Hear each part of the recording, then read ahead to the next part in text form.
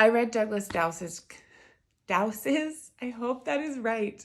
I read Douglas Daus's testimony in Donald Trump's New York criminal trial so that you don't have to. Douglas is a supervising computer forensic analyst at the New York District Attorney's High Technology Analysis Unit. To date, he's analyzed 3,392 devices and estimates that 80 to 90% of those have been cell phones. 2 of those phones were iPhones, which were surrendered by Michael Cohen. One had a gold case, one had a black case. They use fancy sorting terms to refer to them, but we're going with gold case, black case. The iPhone in the gold case had almost 40,000 contacts in it. And amongst the contacts list is really like a who's who of the witness list for this trial. And then there's something like 12 pages of contacts for Allen Weisselberg, 10 pages for Donald Trump, 2 for Hope Hicks.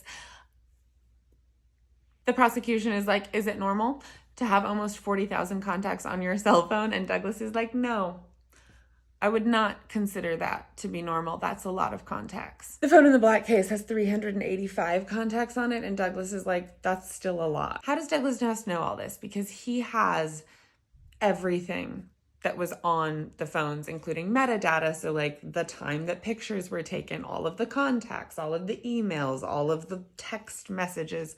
He's got everything that was on the phone that it's possible to have. Anything that a user scrolling through the phone could see. He's got a photo that places Michael Cohen at the White House at a date and time that I'm sure will become important later. He's also got a calendar invite placing Michael Cohen at the White House. He's got a recording of Michael Cohen in September of 2016, because something that's going to keep coming up here is that Michael Cohen records a lot of things. Anyway, he's got a recording of Michael Cohen saying that he had a great call with Donald Trump and that he's going to get Allen Weisselberg to help him set up a company. Allen Weisselberg is the CFO of the Trump Organization. Now he's sort of like a felon, but he was the CFO of the Trump Organization. Just more evidence that Michael Cohen was working on behalf of Donald Trump and his campaign when he paid off Stormy Daniels, etc. The defense goes right in criticizing Douglas Daus's military work and being like, isn't it true that while you're overseas, your standards don't have to be as high as they are here? It just feels like a weird, aggressive line of questioning, because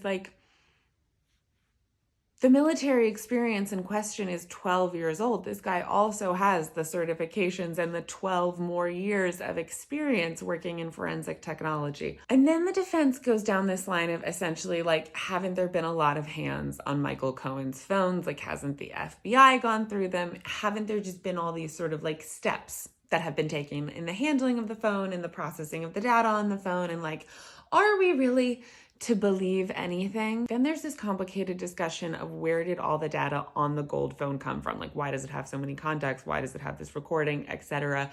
Has it ever been reset to its factory settings? Has it ever synced with a computer?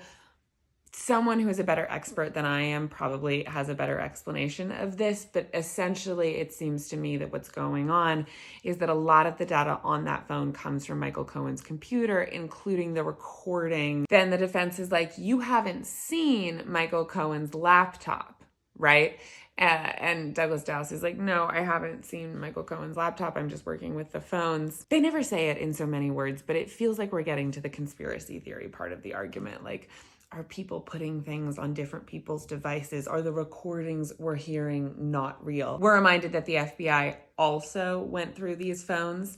So maybe that can be a part of the conspiracy theory too. Then the prosecution is back for a redirect, and they're essentially look, was there any evidence that the things that were presented to the court today were tampered with? And Douglas Daus is like, no, I didn't find any evidence that they were tampered with. And then it's recrossed, the defense is back up, and they're like, sure, yeah, okay, fine. But there is a timeline, right? We can all envision a timeline where the devices were tampered with, right? Okay, I'm going in order. So we're still working our way through this section of supporting cast members. And up next is Georgia Longstreet. Can you guess what her job is?